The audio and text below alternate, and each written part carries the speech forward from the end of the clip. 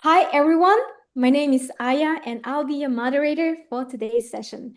I'm a special project faculty at Kyushu University, Japan, and I'm truly honored to host this dialogue.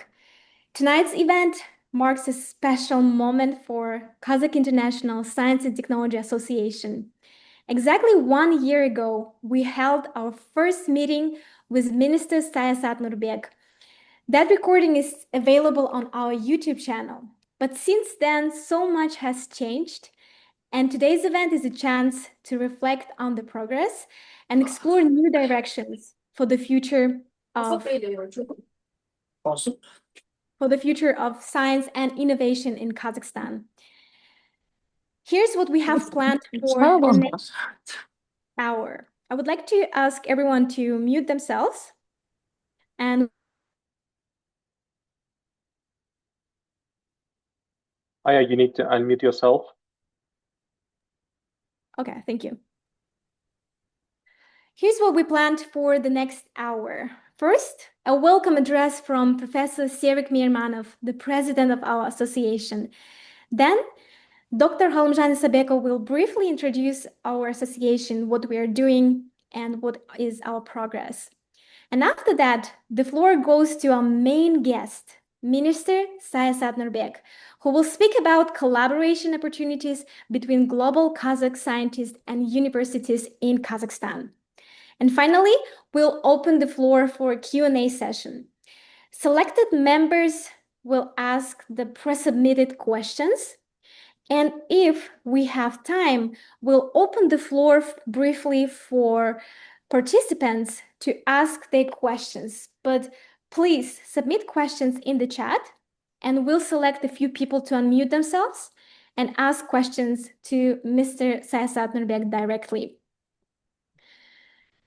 Please keep your questions short and focused, and remember to include your name and affiliation. Now I'll pass the word to Professor Serik Mirmanov. Thank you, Aya. Esteemed Minister, dear colleagues, on behalf of the KIST Association, I am delighted to welcome all of you to our meeting today. It is a great honor and pleasure to have with us our Minister of Education and Science of Kazakhstan, Mr. Sayasat Nurbek. I want to particularly acknowledge and thank the Minister for his openness and willingness to engage in a dialogue. This is already the second time Mr. Nurbek has agreed to speak at an event organized by our association. Such readiness for cooperation is a clear testament for his personal interest in the development of science and education in Kazakhstan, as well as in strengthening ties with our compatriots working and studying abroad. The primary goal of our KIST association is to enhance interaction between the Kazakh scientific community abroad and scientific institutions back home. We believe that combining our experience, knowledge, and efforts, we can make a significant contribution to the development of science in Kazakhstan. The minister's address today undoubtedly underscores his deep involvement in this process and his commitment to support this vital connection. I'm confident that today's meeting will be extremely beneficial and inspiring for all of us. We eagerly await the minister's speech, which I am sure will be rich with the new ideas and perspectives. Thank you. Thank you. Halmjan? Yeah, hi everyone. First question, can you hear me? Yeah, great. So my name is Halmjan Isabekov. I'm a medical doctor working here in Germany, Charité Hospital. So I'm a founder of this association. And just briefly about our association before Minister will start. So quick remark, why we speak English, not Kazakh. It's because our association is not focused only on Kazakhstan, but we're eager to collaborate with other Central Asian countries. So we use English language as a communication language and also for this session as well. So our association has more than one, and quick remark before we start, today we have more than 27 countries, participants joined from 27 countries. Yeah, it's United States, Canada, Europe, Asia, Japan, Australia, and we have more than 17 professors today joined that already working in these universities, different universities. We have postdocs today, almost 40 PhDs. So we have really a variety of attendees, and we're almost full. So I think it's amazing, 100 people, the capacity of our today's meeting. So quickly about our association, we have more than 100 members, including PhD students, postdocs, and professors. We established from 2014, very welcoming and dynamic community. And as you can see here, this is distribution of our association members. We have 100. Could you please share your screen? We can see the screen. Yeah, we can see the screen. Yeah, you can see the screen. Let's do it again. How about now? Yes, it's okay. Yeah, so now we have 121 member, and last member joined it from Israel, 25 countries. And career distribution, we have established scholars, professors, PIs of 28, early career researchers, postdoc researchers 31, and 62 PhD students from different countries. So yeah, mainly Germany, United States, Japan, UK, and Kazakhstan. So about our team, president of our association, vice president of Rusmika University, Professor Serik Meirmanov. We have vice president, secretary, global affair lead. I think you know some of these people, our board member, and we have our ambassadors. It's postdoc level and PhD level young scientists that working in different countries, Hong Kong, UK, China, Japan, and Northern Europe. And to say a mission of our association, as Serik said, to maintain, spread, and develop common intellectual and cultural space of Kazakh scientific community across the globe, and how we want to achieve that, serve as a hub for scientific collaboration and public outreach that will enhance the qualification and global visibility of Kazakhstani scientists. And president of our association is also as a member of council under the president, where we have also here on the board a lot of members that very closely have ties with Kazakhstan and know what's happening in Kazakhstan. So our association as well, we know currently what's needs of our country from foreign scholars. So we very up to date with what's happening in Kazakhstan. So what we organize events. So first one is the guest of honor seminar series. So it's a series that where we invite established scholars from diverse academical fields to share their journey, how academical system work, discuss challenges, etc. So we here have already several guests of honor, Muratova from France, and other people. And second one, we also organize guest of talk, tech talk series. Tech talk series is a special one. So we mainly talk about invite experienced people that transitioned from academia to industry or launched their own tech startups. And yeah, I think it's very interesting and helpful to have this kind of people here. And next one, we have panel discussions where we invite 3 to 4 distinguished experts to discuss relevant topics. And last one, we collaborate with foreign institutions like Takeda Science Foundation to share fellowship program for PhD and postdoc level scientists. And second one, collaborate with Japanese governmental scholarships like MEXT in order to have a grant support for our candidates. As you can see on the left side, guest of honor seminar series. Some of them you already know: Sayasat Nurbek, Professor Ahad Abjanov, Murat Saparbayev, Honor Shvepaliyev, and etc. And also a panel discussion. Some speakers, I think you know. So over 10 years, we have over 50 online and offline meetings. And these meetings you can watch from YouTube. It's available. And quickly, previous events that we had, so as you can see, we had collaboration with Takeda Science Foundation, amazing program that every year offers 10 scholarship for medical doctors and PhD graduates to conduct 1-year research fellowship in Japan for free. And we invited them for Central Asian region. We invited more than 400 doctors in order to participate, to know this program, apply for this program. And we were first that started to invite this organization, Takeda Science Foundation, if we have among medical doctors, highly recommend this program. Other than that, we also invited Monica Iversen, ambassador of German Republic, Federal Republic of Germany to Kazakhstan in order to share what kind of opportunities we have of scientific collaboration between Kazakhstan and Germany in order to share these opportunities with our community. And last one, this one Tech Talk series. I think it's amazing talk. We invited Ilyas Tribulayev, Alex Dang, where they share from people from venture capital. You may think venture capital is too far from science, but actually it's not. So they shared how in a Stanford kind of university, small idea can change to big project or startup company and how you can do that.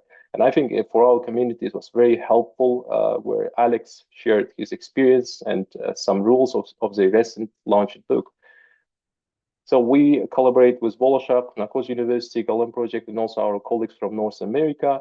And recent one, so with Bolashak program approached to us and want to collaborate on research fellowship program, научные стажировки.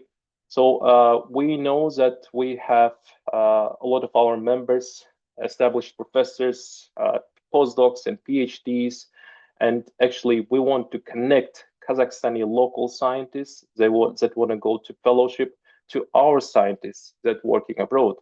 And we reached all our community, and we're really grateful. You can see this university affiliation that professors, postdocs, PhDs replied to our call. And so you can see this list. We really appreciate Dana Mumbaeva, Maral Muratbekova, Nariman Shirikbaev, Daurian Adilbay, Yerbulat Davletyarov from UCL. Amazing. So this point is to help Bolashak program, fellows of Bolashak program, to connect these famous laboratories where our local scientists from Kazakhstani universities can go there and do 1 year research fellowship. So currently, and today we have Abay Rahmet, Vice President of Bolashak. If you have any questions, please go ahead, ask him. Abay, are you here? Can you say hi? Just say hi. Unmute yourself. Yeah, here's Abay. Yes, our chairman Adil Kusmanov is also joined at this meeting, so he is here. Yep. Thank you. So yeah, but you can elaborate more. Yeah, if someone else want to join this effort, I think it's amazing program, and we are as association just helping to make this possible, this initiative, and try to connect our Kazakhstani professors, PhDs, postdocs with Kazakhstani local scientists. And yeah, and other than that, we annually trying to have this summer scientific camp with our community. This year we have our scientific camp in Bavaria next month.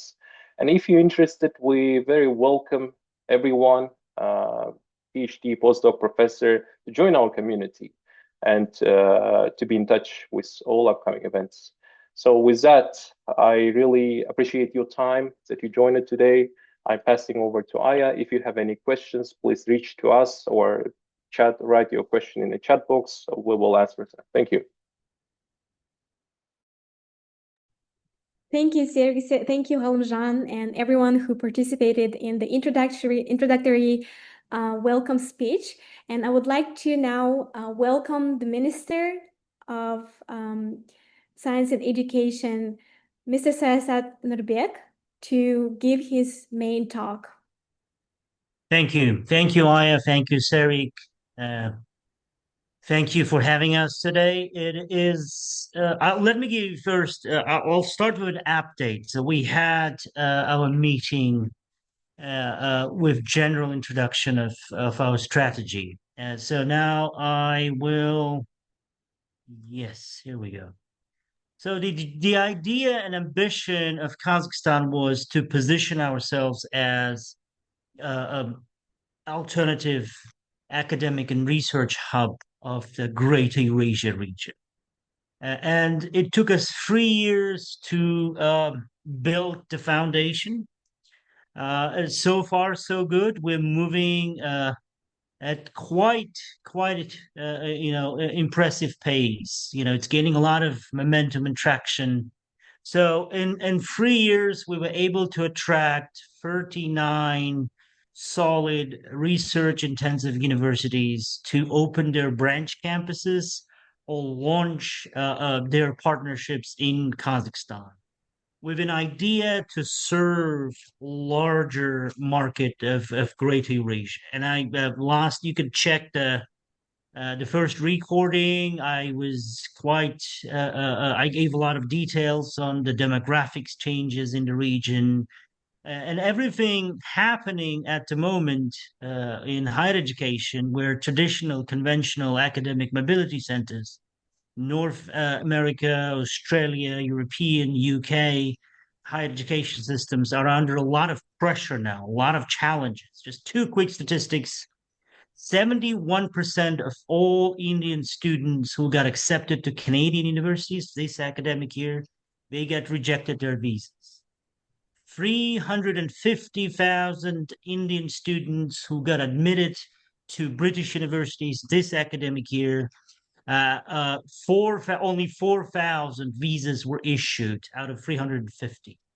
So, and then you watch, you monitor what's happening in North America, in US with immigration, and then this big holy war against top elite higher education institutions.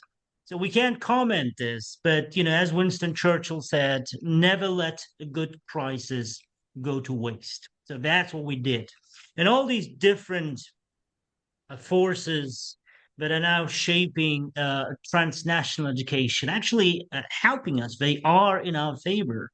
That helped us to bring some really good universities.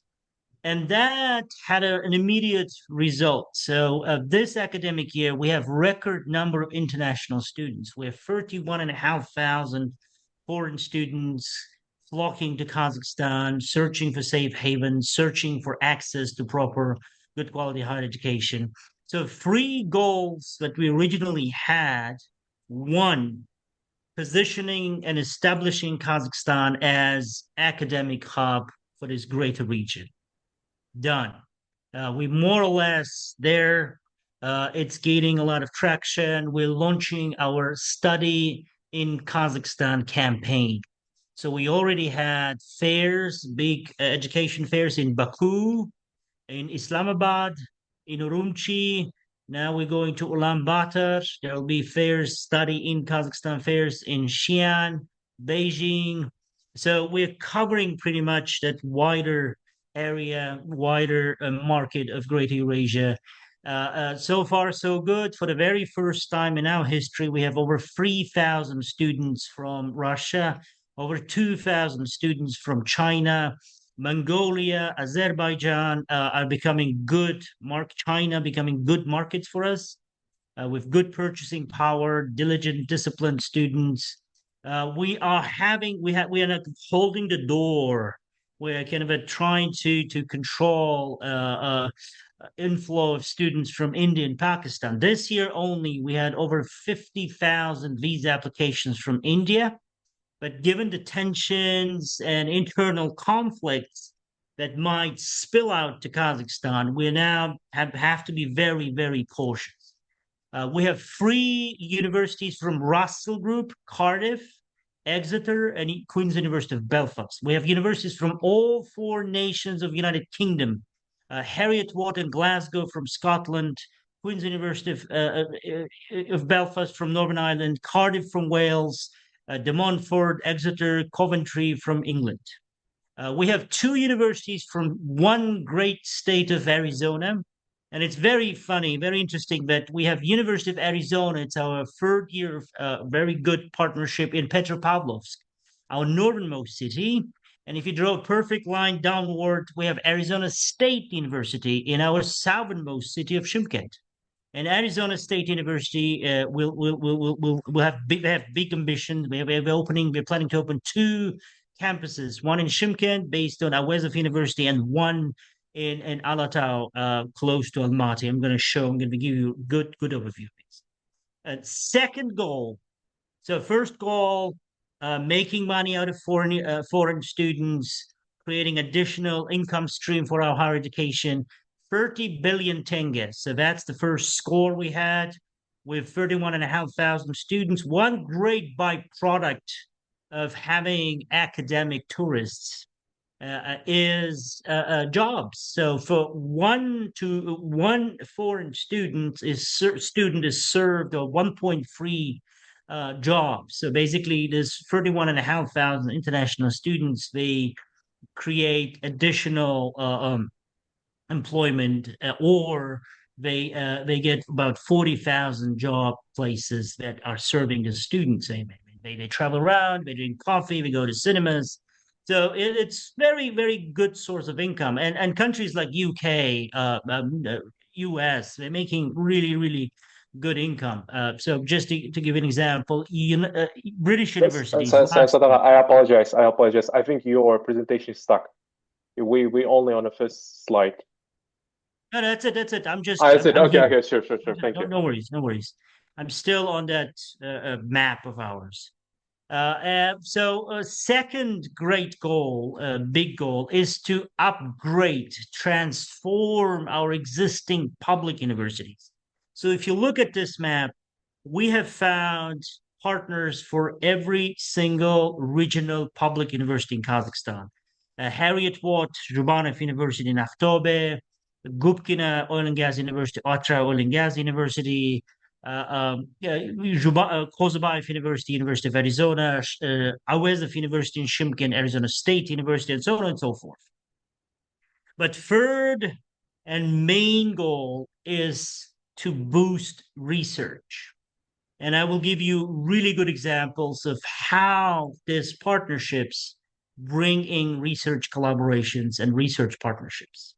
And one of the greatest examples would be our partnership with University of Arizona, where we have a really great partnership with a group of different research groups within University of Arizona on water resources, genomics. We're starting a really great project with famous Arizona professor Rod Wing and his research team on selection and genomics. So the Qazaq University will host a very first university level genomics hub. And a group of PhD graduates that are tutored by Professor Rod Wing, including Saule Musurova. She's graduate of KAUST, King Abdulaziz Science, University of Science and Technology, are now having this big project in Qazaq University. And another great project we're launching with University of Arizona jointly is this with this specific group led by Jeffrey Pugh, professor from University of Arizona. So for the very first time, we have a joint research group where a group of our professors from Qazaq University are now partnering with University of Arizona research group.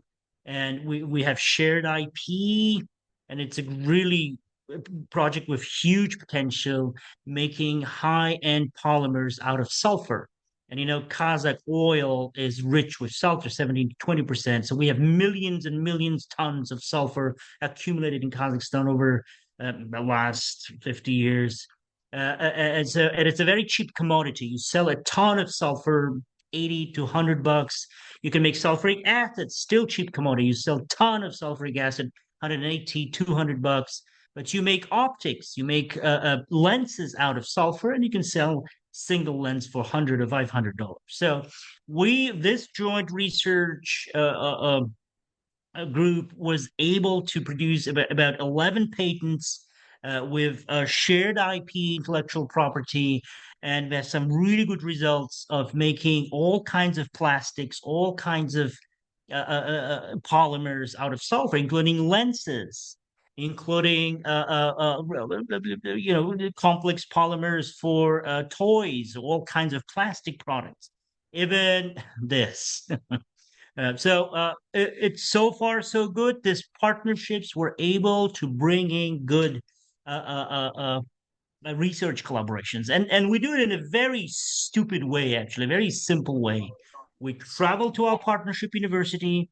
We have interested faculty members and research groups and labs. We make a presentation about Kazakhstan. We make presentation about commercialization opportunities, priorities, critical minerals. So the Jeffrey Pune's group would say, hey, you had a lot of sulfur. We have something to offer to Kazakhstan. So now we're talking to Kazmunaygaz to provide access to these millions of tons of sulfur for free, and then be an investor to start production of sulfur-based polymers in Kazakhstan. So this is one of key topics of our discussion today, how we can use your network to bring in good research collaborations to Kazakhstan. But let me give you a couple of examples of our latest acquisitions, as we call them, of really, really solid universities coming to Kazakhstan full-time, opening proper branch campus. So De Montfort, you know about them. They're in Kazakhstan over 3 years. It's our first graduating batch this year. So it's a kind of a smaller British campus in Almaty, mostly teaching in academics and bachelor programs.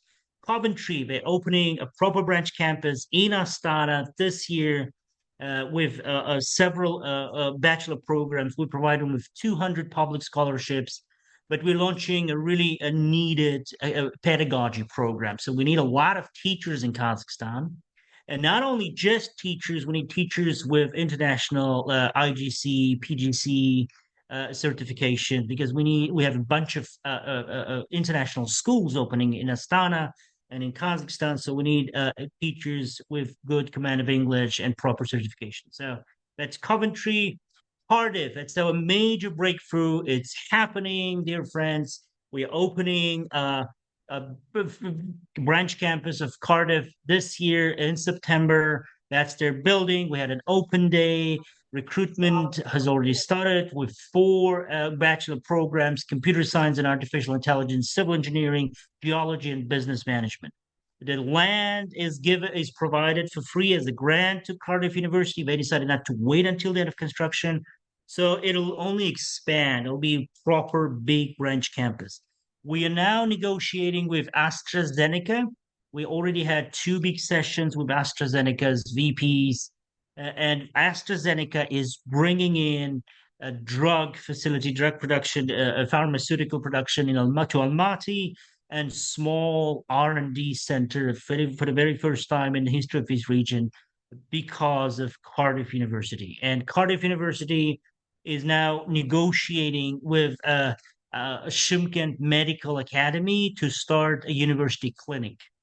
So for all your medical people, all you biotech people and pharmaceutical people, chemistry people, we will have a growing campus, heavily research intensive in Astana and in Shymkent. Next big campus will be opening in Turkestan in September. It's Wusong. It's private Korean university, AI and software engineering based. The land is provided for free. It's almost finished. I was there about a month ago. Final touches. Recruitment has started. Wusong, Turkestan graduates will be given visa-free status to Korean labor market. And then they'll need a lot of faculty. So number 2 thing, if anyone members or people will have intentions to come back to Kazakhstan, we would be launching a massive recruitment operation. All these campuses would require a lot of faculty, a lot of research, management, administrative staff. So that's your association will be a talent pool we would like to tap into. So we will do it. We will have to design it properly, organize it properly. But now we have, it's very, we have several faculty members approaching us. Hey, I've heard, you have the ASU. Can I apply? Yes, sure, please. So we have a couple of American faculty members now hired by Awezov University for Arizona State University and for that ASU campus in Almaty. So they're proper American faculty, American citizens who are in certain disagreement with what's happening in higher education of America, and now they're applying and coming to Kazakhstan. So it's good news for us. We are able to have a few good men joining us. KAIST, it's being on hold because of the elections. You know that Korea had a reshuffle of its political system, so now we have new president. Finally, Mr. Lee from opposition party. We have cabinet nominations coming up, so I'll be traveling to Korea in September to meet new Minister of Science to relaunch the whole project. But again, it's a large project, a proper big campus of KAIST, Kazakhstan. Again, we need a lot of brain power. We need a lot of ambitious people who want to be founding fathers of great big campuses in Kazakhstan. Former president of KAIST will be joining as a president of KAIST Kazakhstan to help launch operations with help of Korean government. University of Arizona, so far so good. It's our third year.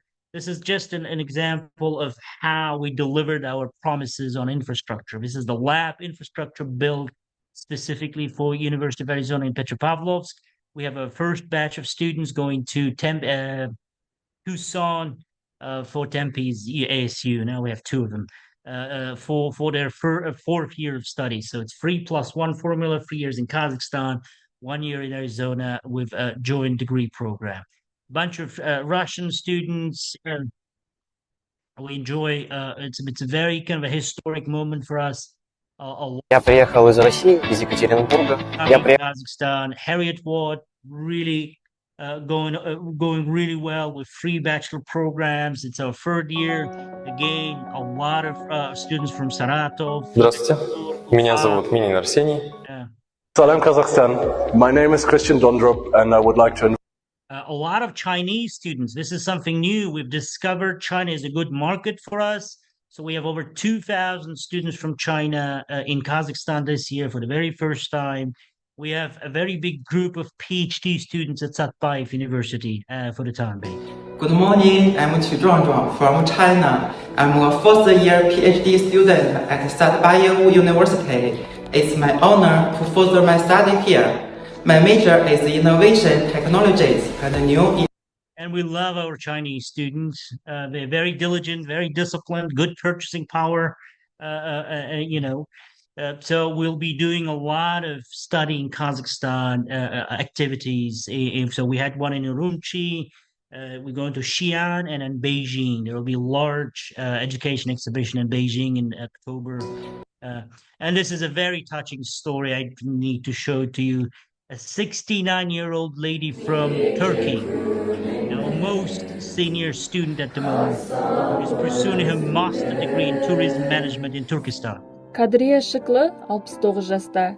Қазақстанға Түркияның Стамбул қаласынан келген. Қожа Ахмет Яссауи атындағы Халықаралық Қазақ-Түрік университетіне туризм мамандығы бойынша оқуға түскен ол, қазір дайындық орталығында қазақ тілін үйреніп жүр. 3 баланың анасы Kadriye Şıklı sınıftағы басқа оқушыларды өз баласындай көріп, қамқорлық жүреді. Ben Türkiye'nin İstanbul Kalası'ndan geldim. Benim 3 balam var. Ben Kazakistan'a geleli 1 aydan aştı. Kazak dilini öğrenip durumun. Benim için Kazak dili onaydı. Bizim ortalığımız. Right. So we have to balance everything. So great Russian universities as well, Moscow Engineering and Physics, Gubkina, Russian Chemical Technology, Mendeleev University. We have to balance everything. City University of Hong Kong will have a very good branch campus based on Satpayev University. You could see, if you visit Almaty, you see the main Satpayev University, they'll have this large logo of City University of Hong Kong. Our third Russell Group University, Queen's University of Belfast, Narhoz, Hochschule Anhalt, Anhalt University, Almaty Energy University, Beijing Language and Culture, Northwestern Polytechnical. Our latest big acquisitions are University of Exeter, at third Russell Group Universities of Cardiff and Queen's University. This is our third. And we're now negotiating to bring Camborne School of Mining, one of the only existing surviving School of Mining, to Karaganda Polytechnical, because that's where our mining operations and metallurgy operations are. Penn State, We have big plans for nuclear energy. So government of Kazakhstan already declared to build 2 nuclear power plants. So Penn State will be launching nuclear engineering program. They are one of a few American universities to have their own nuclear reactor on campus, and International Atomic Energy Agency's accreditation. ASU becoming big with 2 plans for 2 campuses. One in, I want to make sure you see my screen. One in Almaty, temporary.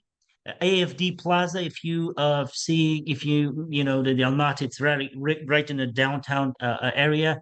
The construction is already on its way, but they have big plans to build proper big campus in Alatau, close to Almaty.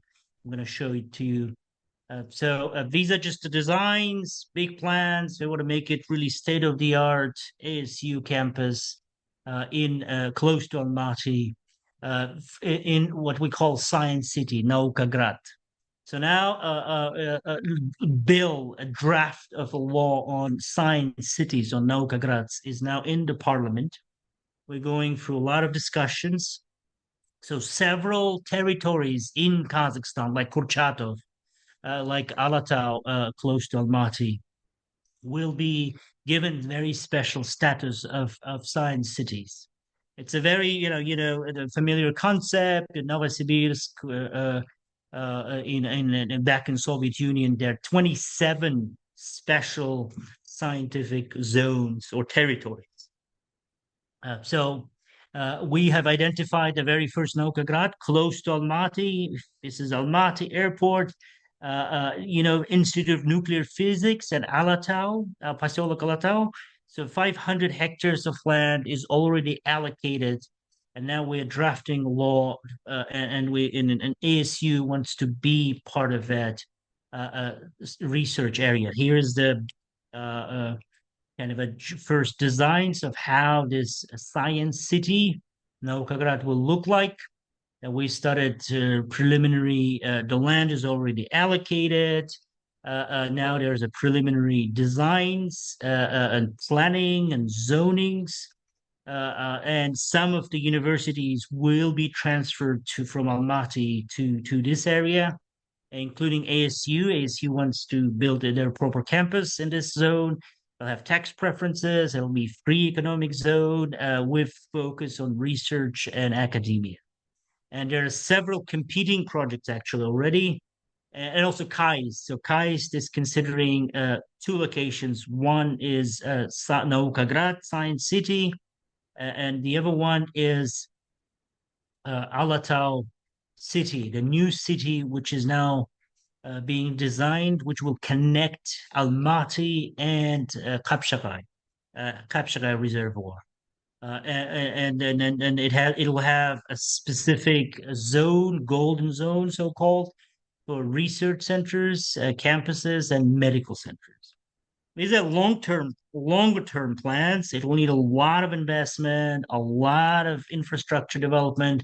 But Science City, it will be kind of a shorter-term, mid-term project. And so my last 2 points. Before we conclude, the University of Glasgow, Colorado School of Mines. So this is crown and now jewel. Cardiff is jewel and now British crown. Colorado School of Mines is jewel and now American crown. We've finally concluded an agreement to bring Colorado School of Mines. Cardiff, it's interesting that it is the very first time in history of Cardiff University they're going abroad, they're opening an overseas campus. It is also very first time in history of Colorado School of Mines to have an overseas campus. So we're bringing Colorado School of Mines to Zhezkazgan. Don't get surprised. Kazakhmys, our largest copper mining company, they're building a campus. It's almost finished. Geological cluster. So that's where we bring Colorado School of Mines with free bachelor programs, geophysics, geology, and mining engineering. And my last 2 points would be infrastructure. So we're really big on infrastructure. We're building a very, very good quality, state-of-the-art in certain cases, dorms and residences, because foreign students and attract that new generation of Zoomers and Alphas, you need to have comfort. It's very different demand, not like my generation. This new generation, they make decisions with their eyes. They like comfort. They need open spaces. They need good,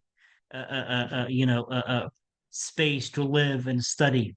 So this is student residence we built for Queen's University of Belfast at Narhos University. You can see it's really state of the art with terraces, a lot of open spaces, well lit. This is student residence we built for University of Arizona in Petropavlovsk. It was the largest dorms we ever built in history of Kazakhstan, and Petropavlovsk never had this kind of buildings. It's now a landmark building for Petropavlovsk with 1,200 bed space. However, this record didn't stand too long. The largest dorm we have at the moment is for Eurasian National University with 2,656 beds, 6 beds. However, this record will not stand too long as well. This is 4,280 bed space. Dorms will be finishing next year in Almaty, and so it's almost 5,000 with 342 apartments for faculty members, and just in downtown Almaty.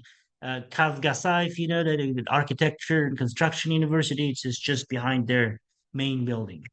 So a lot of investment in campuses, new campus for Eurasian National University, and of course the Al-Farabi, the Kazgograd 2.0, as we call it, with extra residences, dorms, and administrative buildings for Al-Farabi University. So a lot of expansion, a lot of new partnerships, big campuses. And so the very first, and my last thing, we've launched a very interesting program on artificial intelligence. It's big, it's everywhere. You can't avoid AI. So Kazakhstan is one of the very first nations in the world to make AI a compulsory component of our national curricula. So starting from this year, every single college level student in Kazakhstan will have to take AI courses, not just any courses.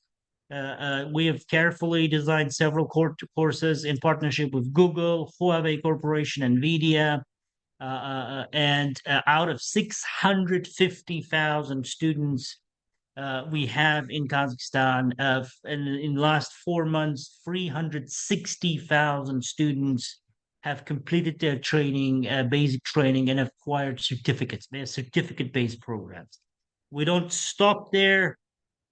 By end of this year, 100,000 students will be selected out of 650,000 to go to second stage of training designed for us by Paul Keem, that famous professor from Stanford University. And they will teach him AI entrepreneurship. So basically, we're creating a large funnel out of our higher education system. Funnel that will generate thousands and hundreds of startups and project teams, which will be given enough computing power. So we've brought 4 supercomputers, 2 in Almaty, 2 in Astana. We'll officially launch Eurasian National University's supercomputer this Saturday in Akkol, close. We didn't have enough power options. At Eurasian University, we had to bring it to Akkol, a big data center, about 100 kilometers from Astana.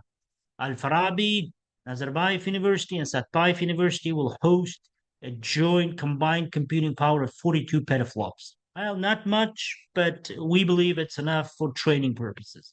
And we're setting up $100 million venture fund to seed fund startups that will be coming out of these large funnel every year.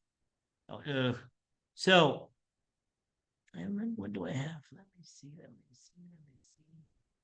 Okay, yeah, I think I stopped. Yeah, I think I've said enough. So, in a nutshell, 3 things we ask to help us with. 1, help us launch new collaborations, research collaborations. And they go both ways. 1.1, Center for International Programs, Bolshak program, for this research fellowship program. We would need your help, we would need your assistance, or maybe your direct involvement. Or maybe direct involvement when you can host some of these fellows in your lab, in your research team, with your supervisor. So it's an additional brain power, additional muscle power, additional research muscle for your teams, your research. And we have Adil and Abai from Bolshak program to work with. 1.2, it help us to engage directly with your faculty members or research groups. And I gave you an example of University of Arizona, where we had very simple presentation and some really interesting research collaborations came out of it, because we provided information, general information, for some faculty members in this partnership universities, and they said, hey, I can help you and I can help myself, and they're not doing it for free. Jeffrey Pugh and his team have been working on this sulfur polymers for quite some time, and now once they have the patents and once they have the results, they want to scale, they want to have commercialization, they want to have access to raw materials, they want to make money, basically. Yeah, and no problem with that. They have technology, we have resources, so it clicked. 2, recruitment opportunities. So some of these big, great universities coming to Kazakhstan will be looking and searching for a few good men, for a few good faculty members. They will be, because it's really difficult. It's really not easy to bring faculty from their headquarters, right, from their main campuses. So they have to rely on local faculty members or Bolshak graduates or someone like you who already have regalia, who already have research experience, who already working for big university, right?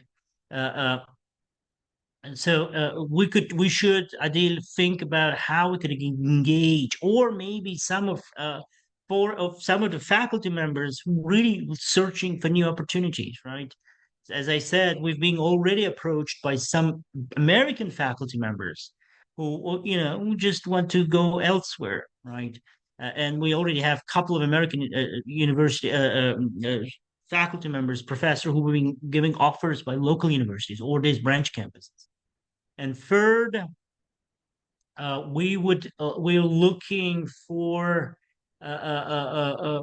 having as many of our researchers who are studying or working abroad to be part of our research grants programs.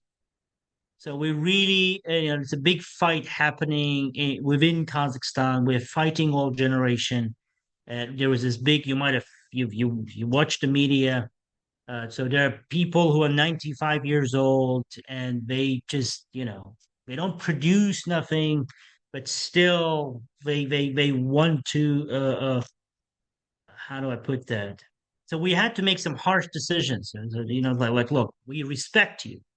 We respect your age, your veteran status, your past deeds and past results. But, it's enough is enough, right? We need to give space to next generation. We need to give enough room to breathe for next generation. So we're trying to bring as many younger researchers as members of research groups, members of research consortia. So that's why we should have a science committee. Yes, I think yes, Arman Ashkim from Science Fund and some of the science committees. I'm going to stop here. I've used up all my time and more, but I really needed to deliver as much information as possible given the time strain. Thank you.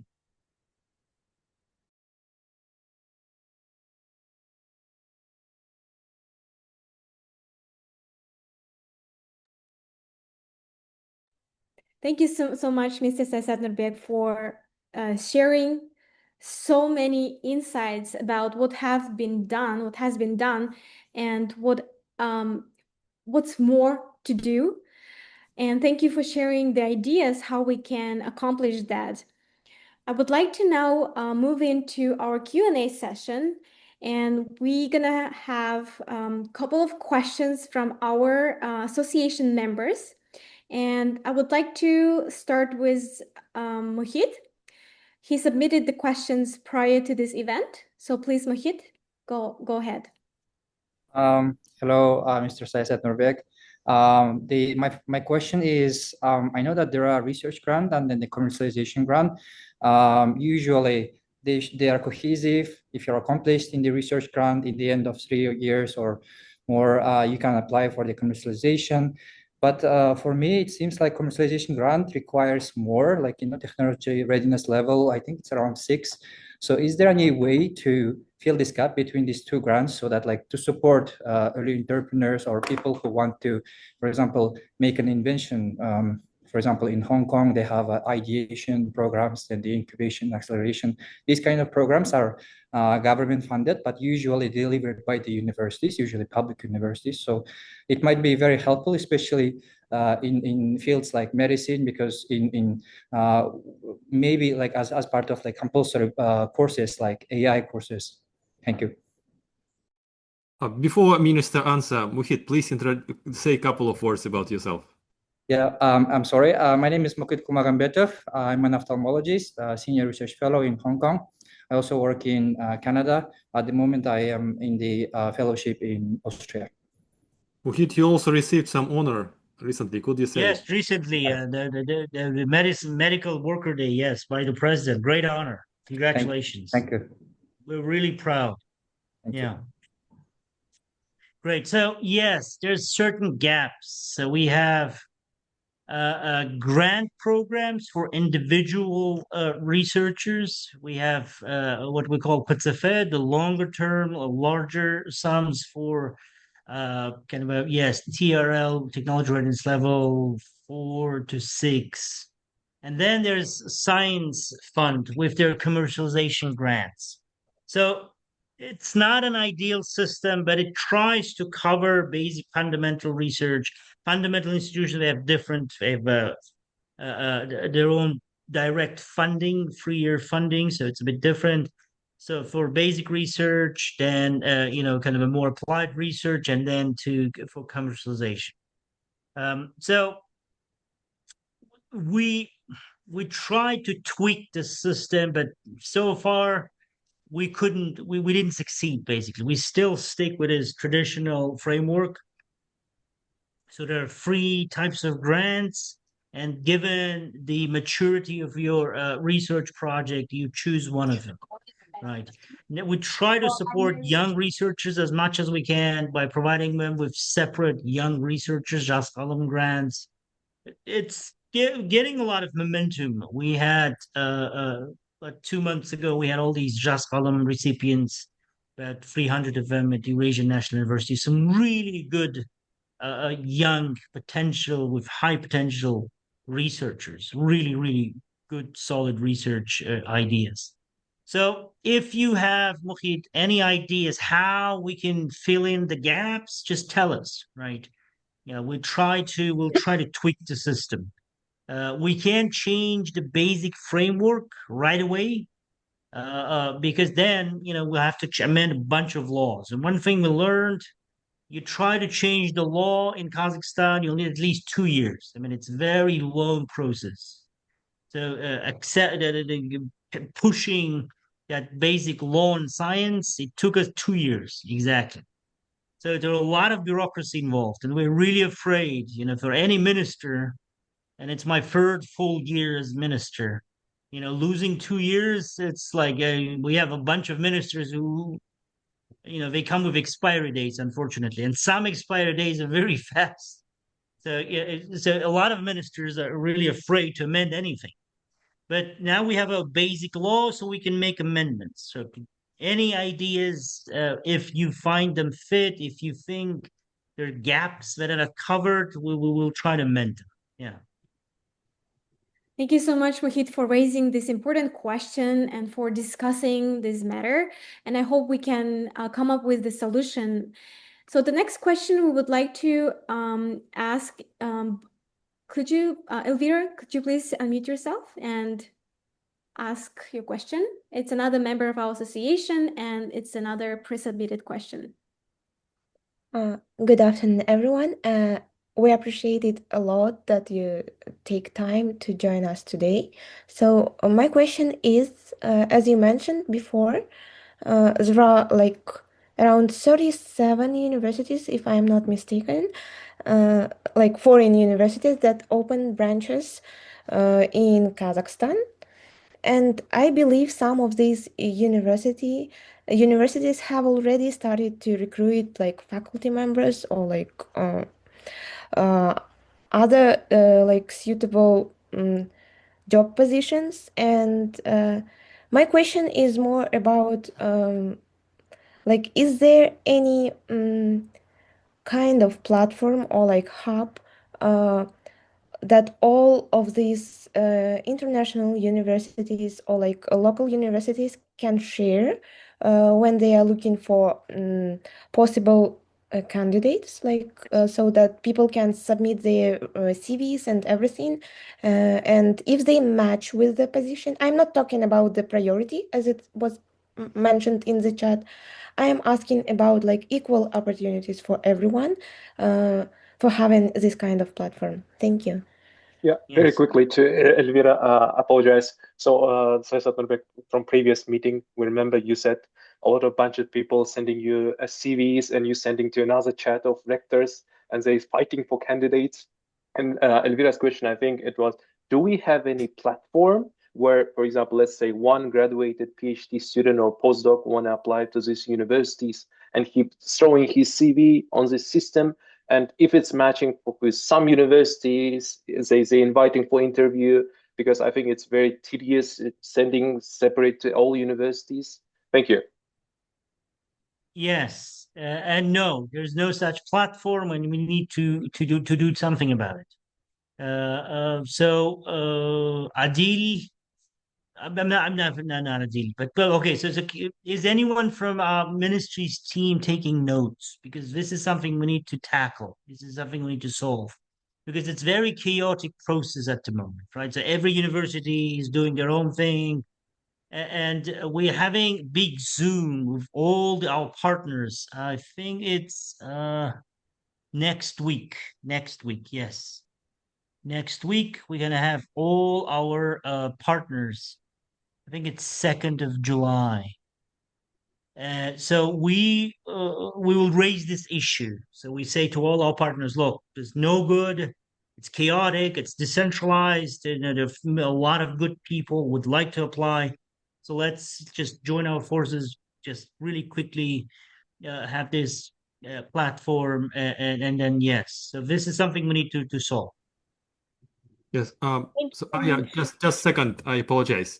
I would like to confirm a time. So it's almost time.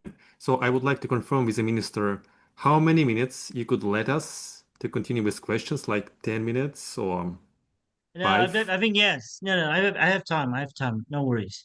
So in order to speed up the process, I can actually read and quickly comment on our chat with all the Qadrjan. Yeah, let's do that. So I said actually I already like reading all of them and we're selecting them. So I go ahead.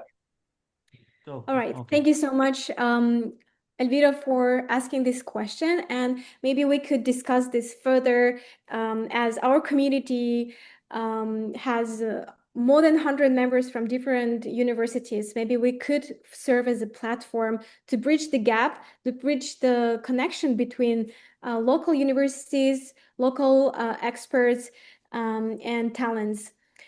And that'll be great. That'll be great, because we don't have much resources. We're very thin on resources. Our resources already stretched. So if you, let's say you have, okay, our community can be that HR hub. We have this platform. We'll just give that platform to all our partners, or we could invite your a representative to join us for this meeting. We have regular meetings with our partners and say, introduce, hey, look, all the great partners. Here's the QISD community, and let's work together. That'll be very easy thing to Amazing. do. The easiest, the quickest And thing with to do. all these questions that our members and participants ask, I'm sure we can contribute to the progress and innovation in Kazakhstan. Now, I would like to turn into the informal Q&A chat, and I'm gonna choose some people from the chat to unmute themselves and ask questions directly. And if we have time, we can maybe continue without the recording, right? So the first person is Amir Rahimov. Amir Rahimov, could you please unmute yourself? Okay, hello, can you hear me? Yes. Okay, hello, thank you very much for the presentation. I'm Amir Rahimov. I'm a PhD student in genetics at the National Institute of Genetics in Japan. And thank you for the presentation. My question is, what is the current plan to develop genetics and biotechnology in general for the next 5 to 10 years? As you know, the 21st century is the century of biology, so I'm interested how the research situation will evolve. Right. So we had a big working group with all the institutes and National Biotechnology Center, genetics institutes, everyone somehow connected and linked to biotech. And we had a concept. We produced a paper on how to move forward, an action plan. So I'll just do the quick thing. I'll send you that paper, right? So without losing time. So you'll see the result of this big joint effort. It has an action plan, potential drugs, if pharmaceuticals that can be designed in Kazakhstan. Last year, we provided, relevantly big funding, around 12 billion tenges for National Biotechnology Holding Company. Best I could do, I scraped all the reserves I had, because it is indeed a big priority. It should be a big priority. And it's biotech is changing everything. Genetics, genomic studies. So we're launching several projects with our partners. I mentioned one with University of Arizona in Qazaq University. We're launching a big project with Chinese, and there will be a big lab based at our Biotechnology Institute in Almaty. About $100 million worth of equipment. So I can't say there'll be a big breakthrough, but we're doing what we can. And I'll send you that action plan with everything, with all the projects mentioned. Okay. All right. Thank you so Okay, much, thank you very Amir, for much. your question. The next question is from Dauren Adilbay. Yeah, very quickly, Darian Adilbay, thank you very much for joining from Medical University of South Carolina. Professor Q has his lab. He has a very active, I think most of you know him. So Darian, welcome. Yeah, go ahead with your question. Hey, yeah, thanks for the introduction. So the house, I mean, I know I work back in Kazakhstan at Cancer Institute in Almaty, and I'm here as well. So I know the PETSFS system, and I think how the R01 grants works here. They have a very high administrative overhead. So if someone within the university PI gets R01 grant, it gets like $100,000, and then additionally $100,000 is paid to the university separately. So the university can buy equipment, support, maintain the equipment, and then they can as well hire a new faculty and give them independent lab to start, and then start doing some experiments, and then submit application for grants, because you cannot submit grant without like zero background information. So I think if we can include within that PETSFA or like other separate grants some overhead for the universities that will cover their expenses, that might ameliorate this situation, and then it might be a very similar system when, like here, I have a lab, I hired 3 people here that working under me, and then at the same time a physician. So I work 3 days as a physician, 2 days as a researcher in the lab, and submitting grants for NIH grants as well. So and the university is benefiting from those overhead monies that I'm getting. Like every time I get a grant from NIH, university is benefiting a lot. So that's why they're supporting new researchers, and then research is like flourishing. So can you like include that overhead administrative expenses, like add them to the amount of money like any researchers are getting through the system, and not changing the system as a whole, you know what I mean? I see. Well, let's look into it. And I would ask you to keep the record of all these questions in chat, just if you can put it in a table or anything like that. Sure. No beauty. And so we can, there will be questions that we won't be able to cover. We can cover them later, right? Or we can have separate Q&A session. Okay. Fantastic. Awesome. Thank you so much for raising this important concern, Daurien.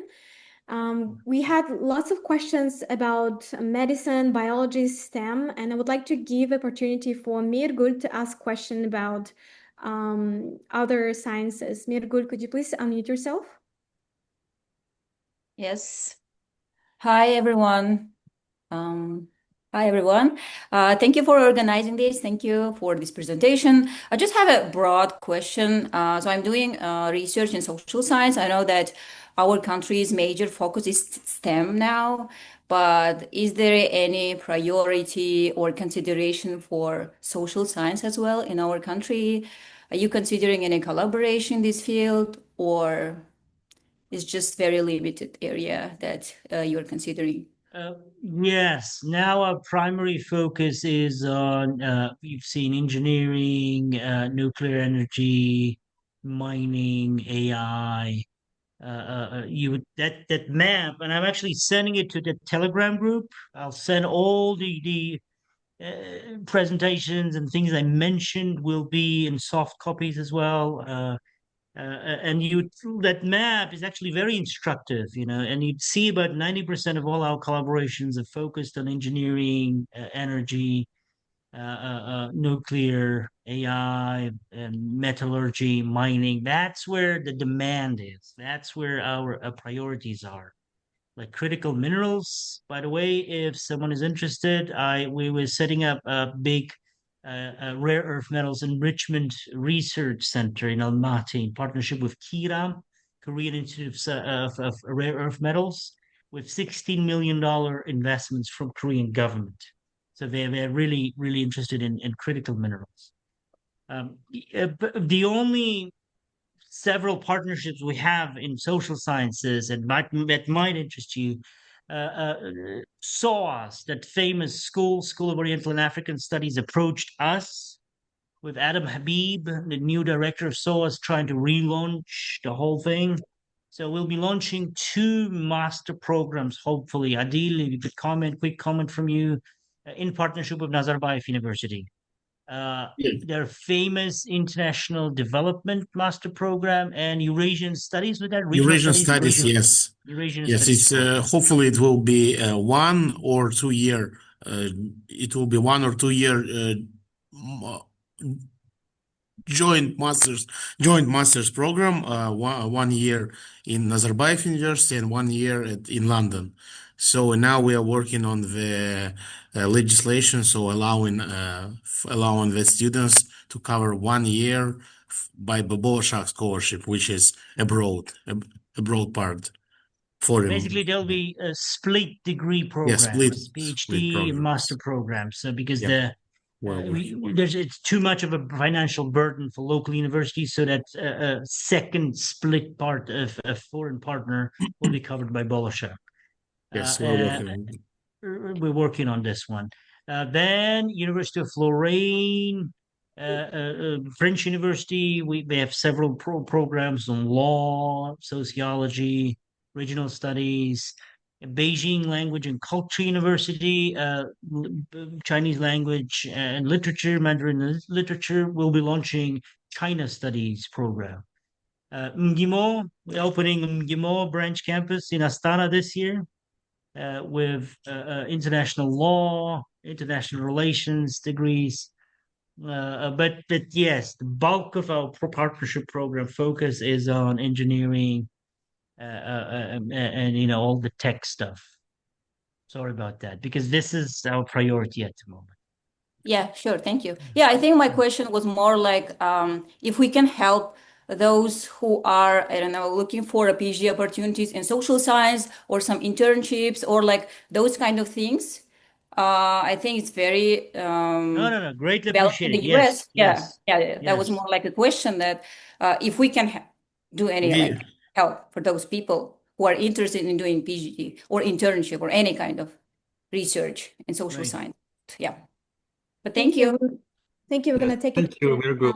Just a second. I apologize. So I think that we are using a lot of time of ministers, so maybe we could have a couple more questions before we finish. All right. Or maybe Thank maximum you. 3 questions. Yeah. All right, thank you so much. We're gonna record every question that you ask in the chat and combine it all for the document to share with minister and then share it back to you. I appreciate your understanding. I would like to move back to the STEM, and we have a question from Yernas Yezbergenov. Greetings, everyone. Thank you for organizing this great session, Mr. Sayasat Nurbek. My name is Yernas Yezbergenov. I'm a DBA candidate of Calgary University. Just got back from Canada on my third year field study.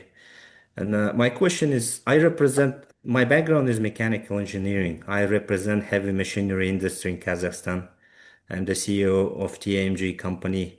So it's very similar to Elvira's question, but it's related to so how does the ministry plan to support the integration of all the great international developed research centers you showed us today, with the first Kazakhstan universities? I got that part, but it's not clear how it's going to be aligned with the practical needs of manufacturing companies, even to foster the innovation, workforce readiness, industrial competence. Because for me, it's as an industrial, it's very important. I want to make sure that the government, the ministry, and universities hear my needs and answers with the right Let's keep it research. short And I and want to focused. have some kind of a platform to communicate with the researchers as myself, and saying that I have these and these problems, and who can help me.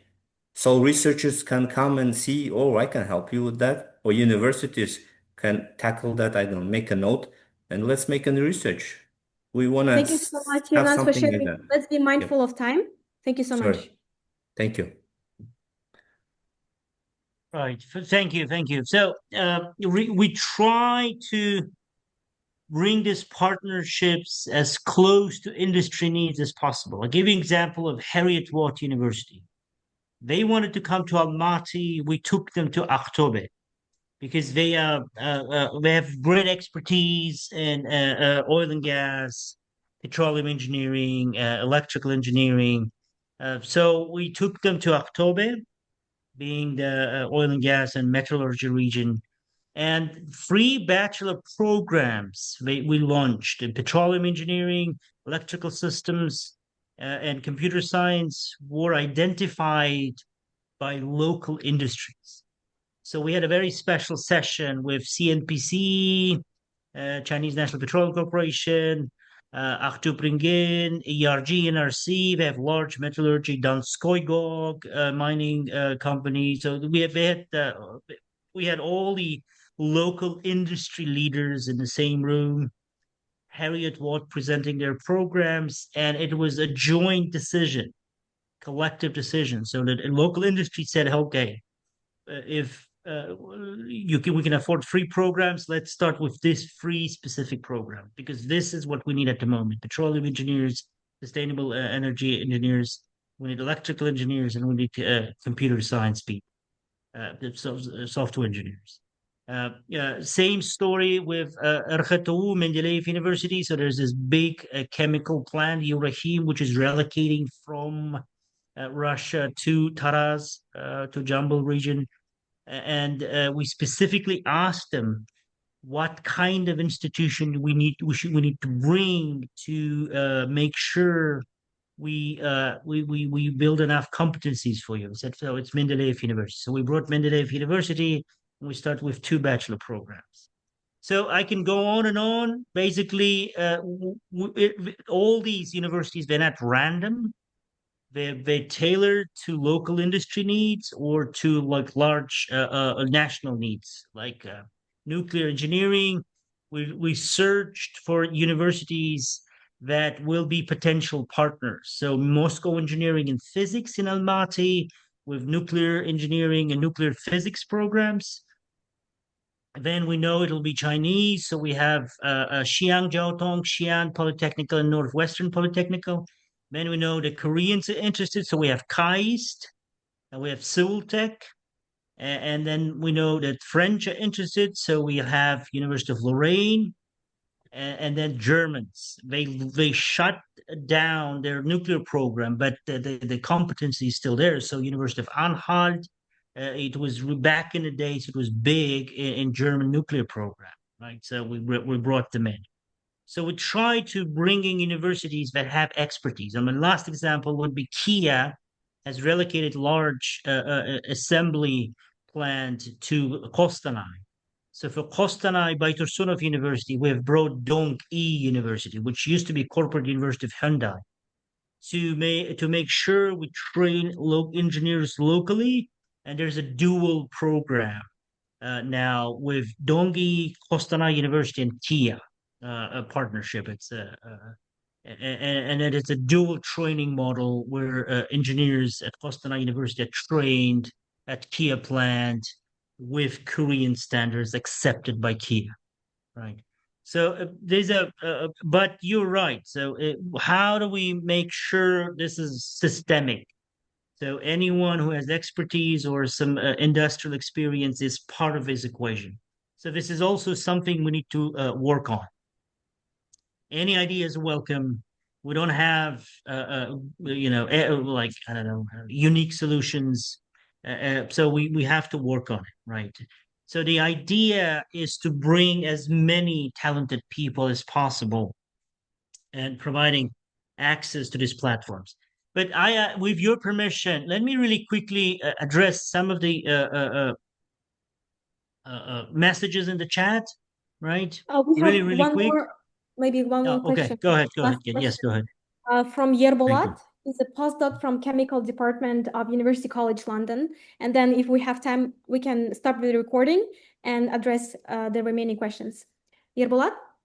Yeah, before starting, we really appreciate Yerbolat. He helping us to host Bolashak scholars in his lab, and we're doing interview. Yerbolat, we appreciate your PI's time. Thank you. Thank you so much. You can hear me well, right? Yes. Yes. I apologize. I have 2 questions. I'm going to be quick and short.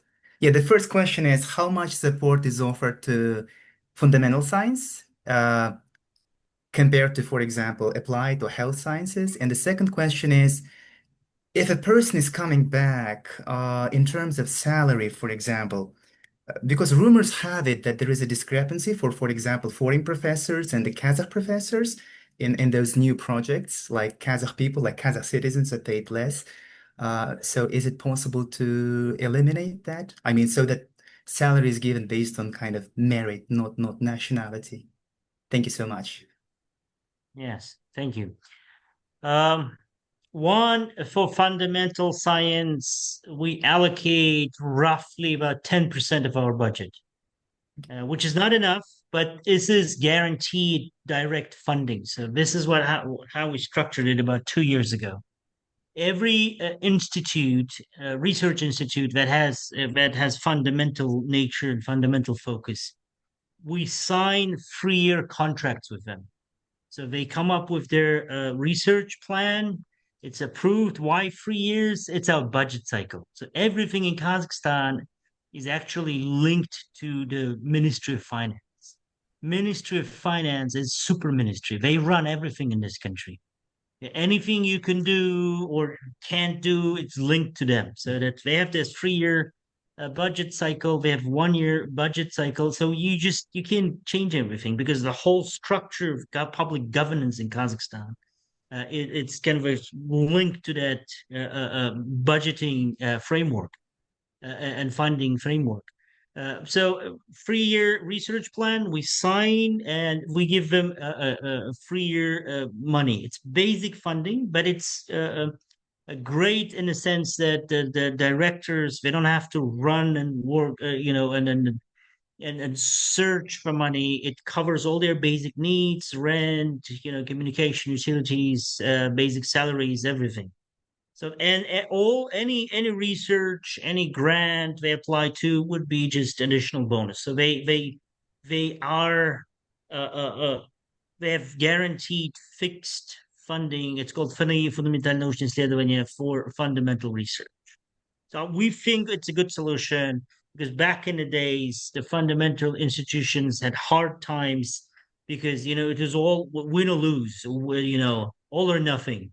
You win the grant, you have money. No, Barayev Institute. I mean, my heart bleeds. It was huge, big agriculture institute. We have 6 staff now, 6 people left in that great university that used to be one of the most famous universities, agriculture research back in the days. And it's yeah.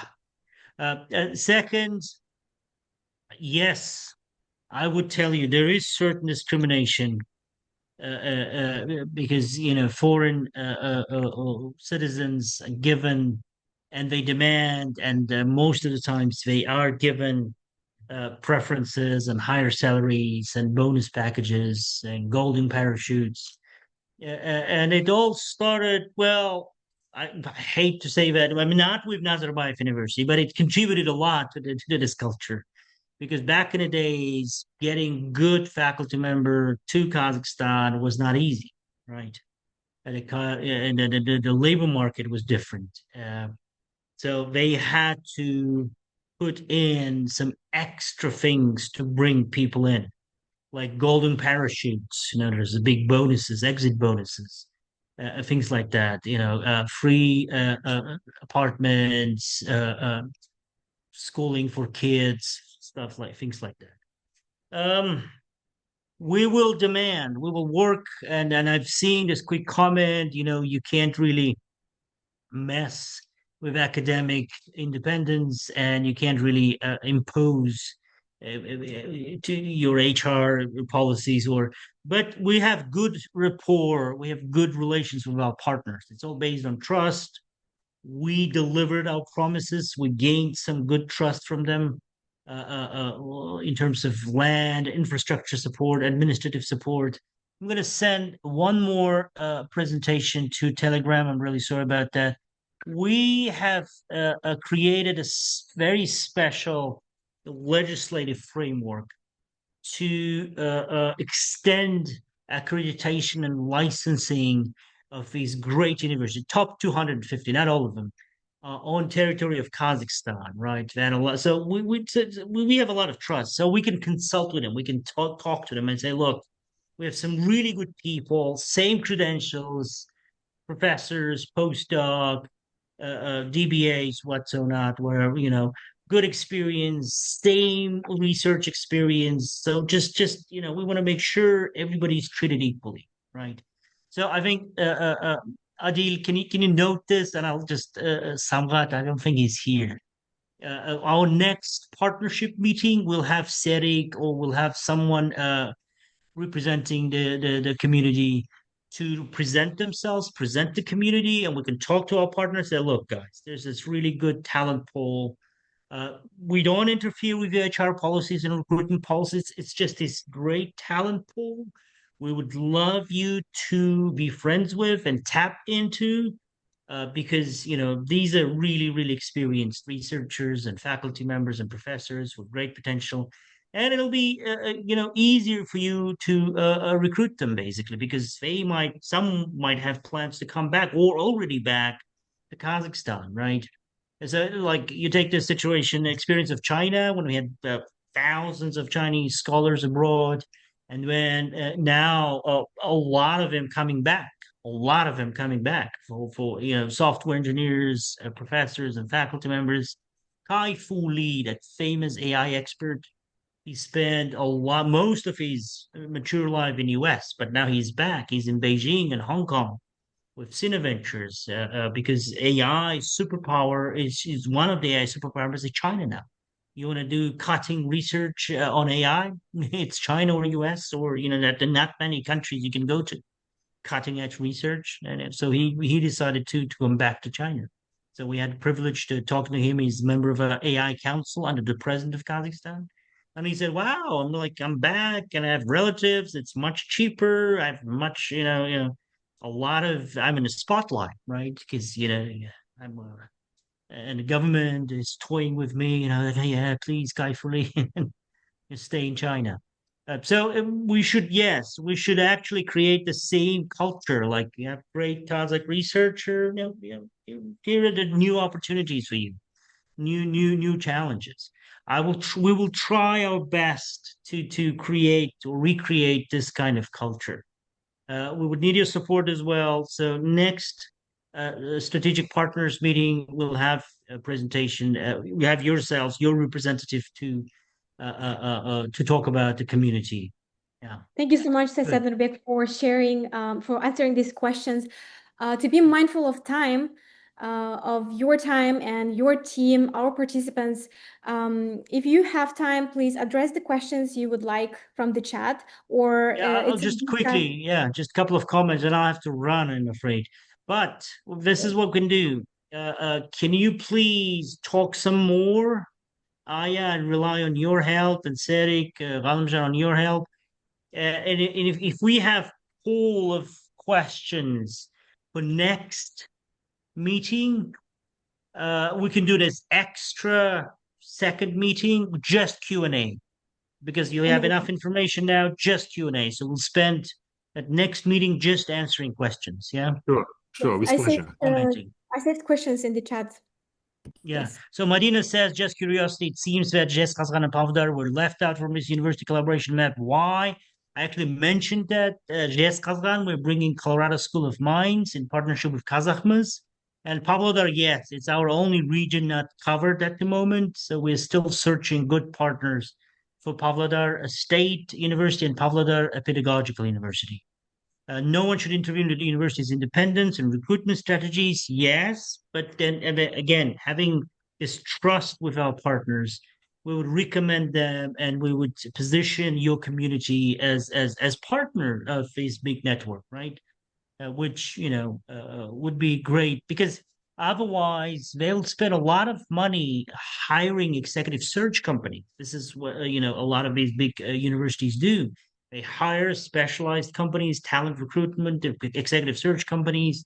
They do the search and you have to pay them. It's expensive. Nazarbayev University, we were searching for provosts. They hired that executive search as newly added member of the board of trustees. I was never member. I was just recently I was made member of the board of trustees. I'm like, whoa, my goodness, we're spending so much money just paying companies who would search for people, provide a short list, and still you have to select from that short list and do interviews and everything. So it's actually, we'll talk to them. Okay, what's the genetics, biotechnology? We had that covered. Electrical engineer. Oh no! They're just too sophisticated. So let's save the questions. Yes, let's have the table Q&A, and I promise, I make my promise. I always keep my promises. Next, don't make it too long. We can have a quick reiteration Q&A only, Q&A session only, right? So it's still fresh. Thank you, everyone. Thank you. Thank you so much. Thank you for your time. I know it's late in some countries. So thank you for your time. Yes, just a second. Just let me just jump in before you finish. So first of all, I'm thankful for Minister to join Actually our audience is full. We had 100 people and it was full all the time. So you can see how our society, International Society of Kazakhstan people, they are would happy to join this meeting to hear your explanation, and I'm sure in future they would like to see you again and hear your Q&A session. And another very important point that Minister is so open that now in online we could freely ask questions to him directly and hear his open and honest answers. Thank you so much. Let's give a round of applause to our minister. Thank you so much. Yes, sir, please go ahead.